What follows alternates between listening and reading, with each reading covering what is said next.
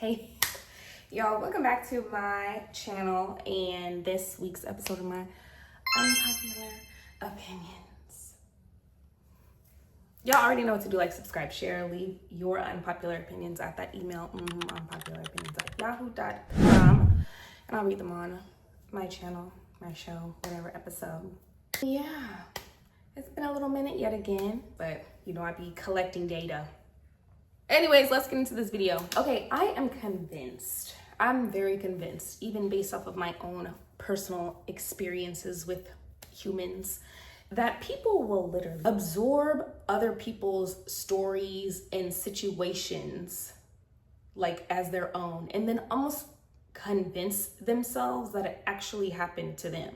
Like, it'll be specifically like, you know, things that could be like traumatizing or situations that they envy and want to happen to them, and internalize it and tell the business so much, like from the person that they hear it from, they tell it to other people so much that they start to convince themselves that this is actually their life.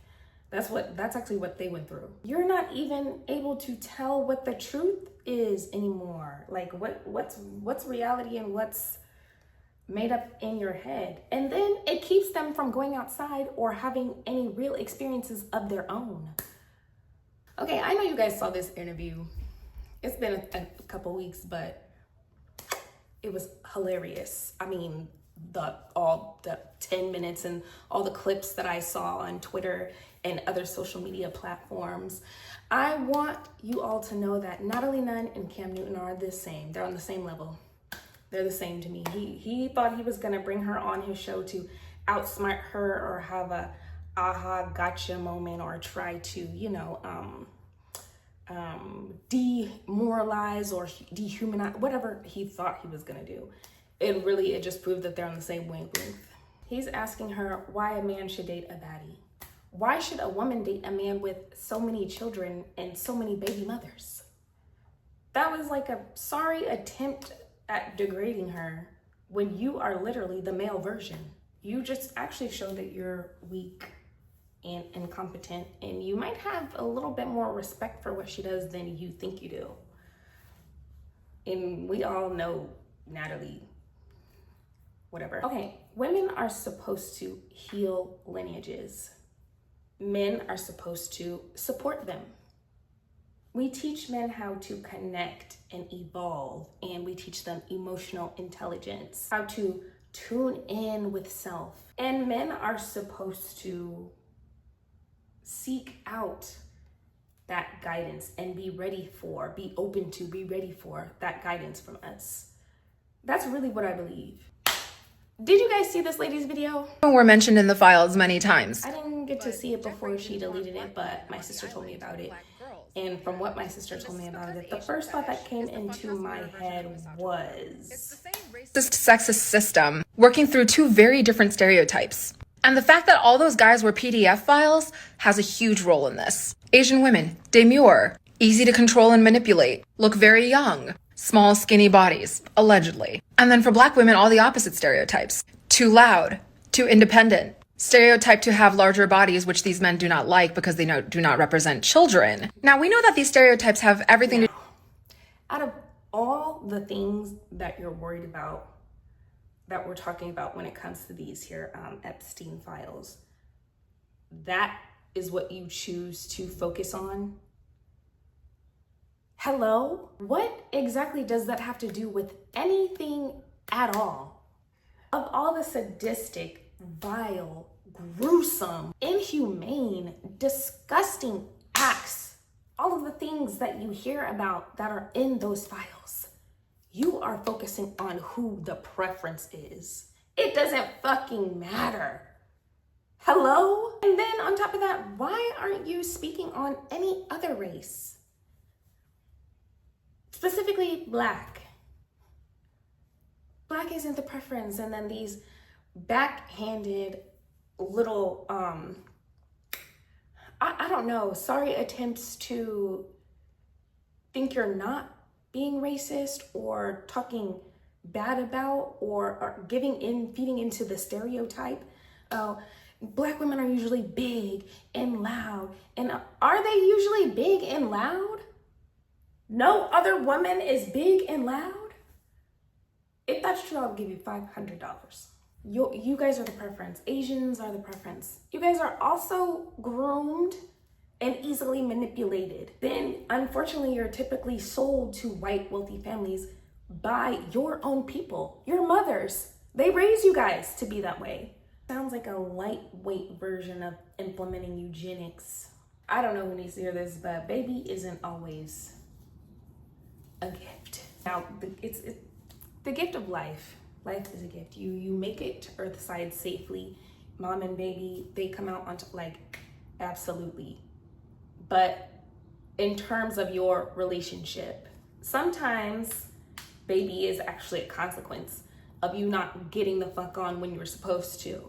Sometimes it's a lesson. Sometimes baby is karma. Sometimes it is the effect of you not trusting your intuition. Now you're stuck in and wishing you could go back in time.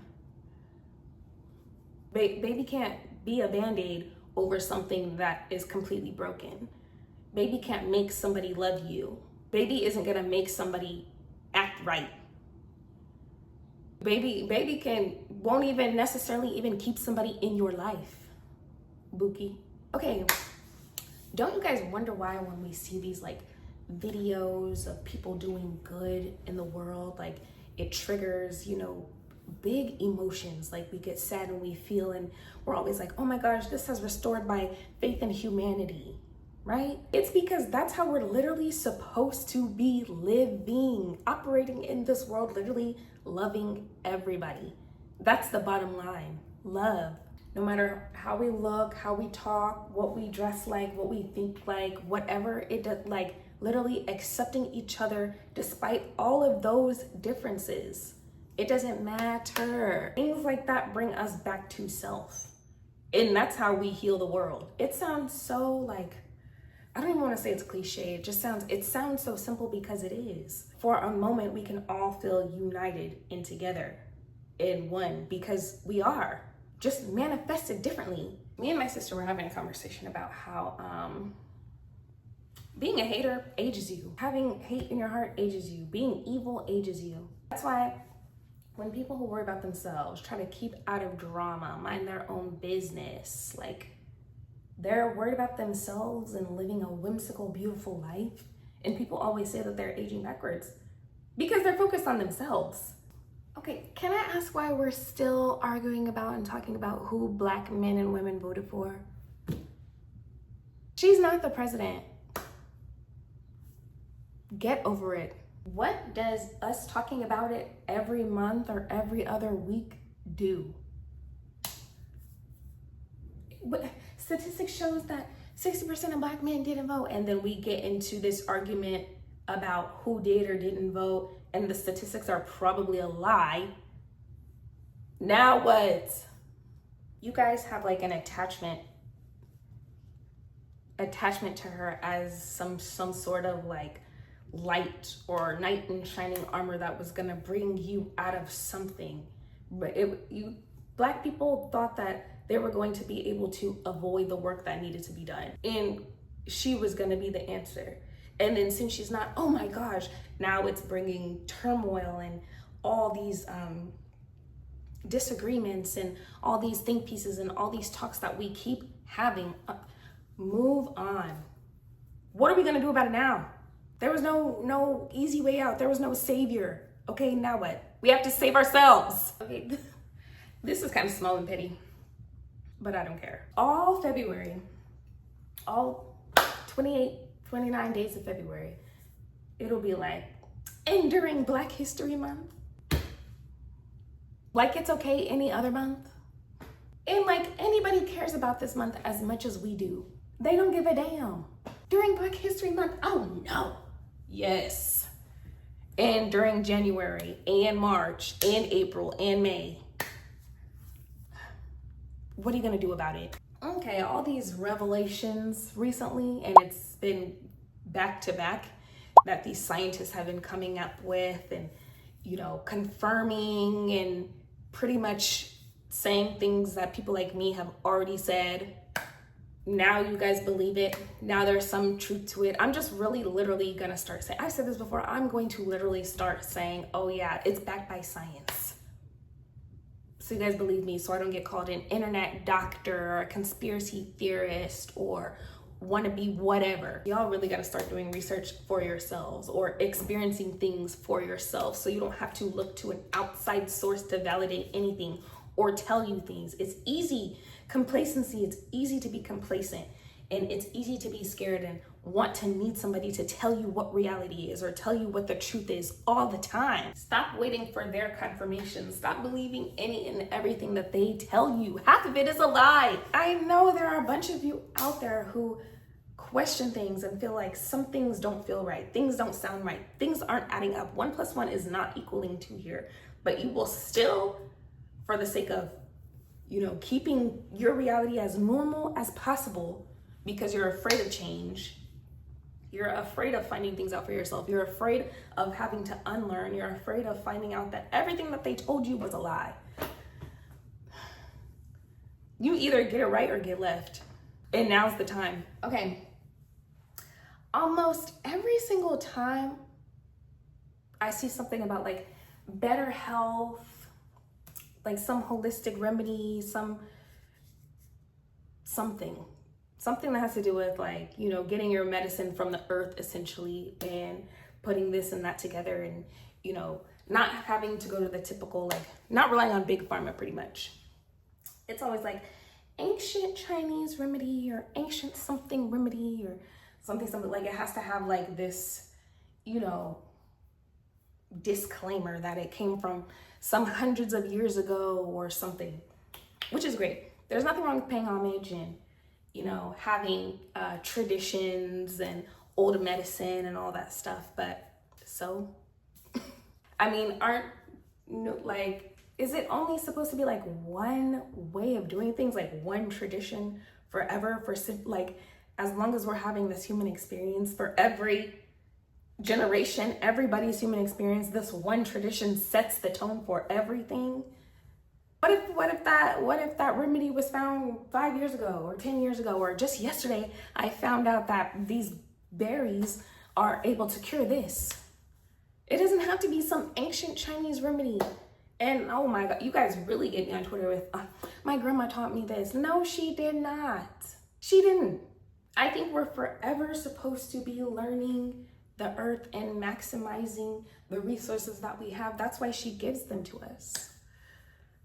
It's not for one person to learn, and that's literally how school is. One person decides they want to research something and then everybody else is supposed to follow suit.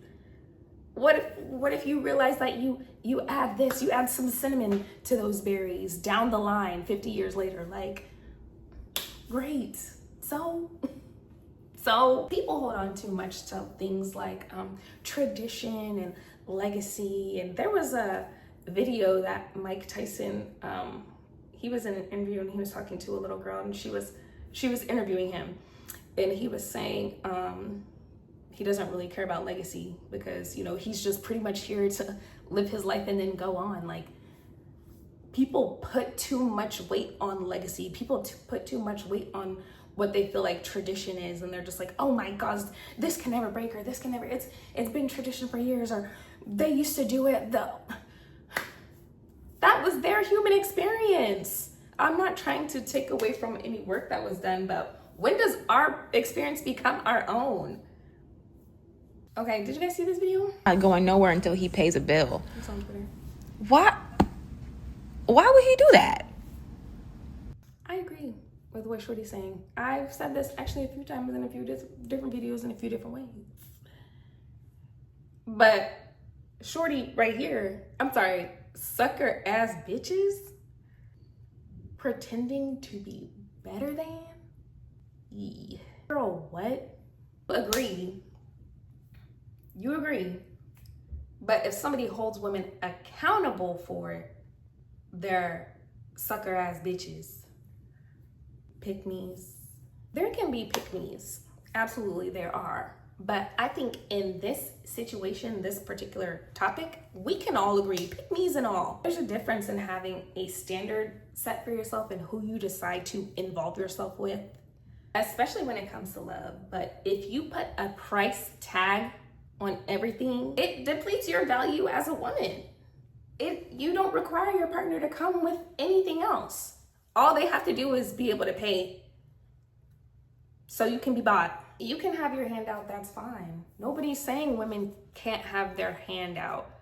But just as much as we're saying, like, nobody will necessarily want a man, nobody will necessarily want a woman with their hand out, just as much as women don't want men with their hands out. Are you looking for love, or are you looking for a sponsor? It's not like you guys are saying, can he be there when I'm emotional? Can he take care of me when I am sick? Do I see him raising and taking care of kids with me? Can you pay a bill and I just met you and I don't know you? Y'all can have that. I do not want to be involved in these empty ass exchanges. Just like men. Can she suck some? You have nothing. You're freaked out and that's all you're worried about. Women who you guys aren't looking for love. You're looking for a concubine. You're looking for a bed warmer, and you're looking for a bank. So you guys should all get together. All you guys get together because you guys understand each other. You just looking for what you can gain out of that. You're not looking for a real relationship. You're not looking for real commitment. You're not looking for solidarity. You're not looking for partnership.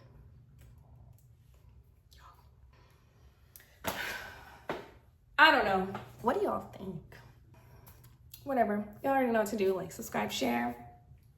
Leave your unpopular opinions at that email. I'll see y'all next week.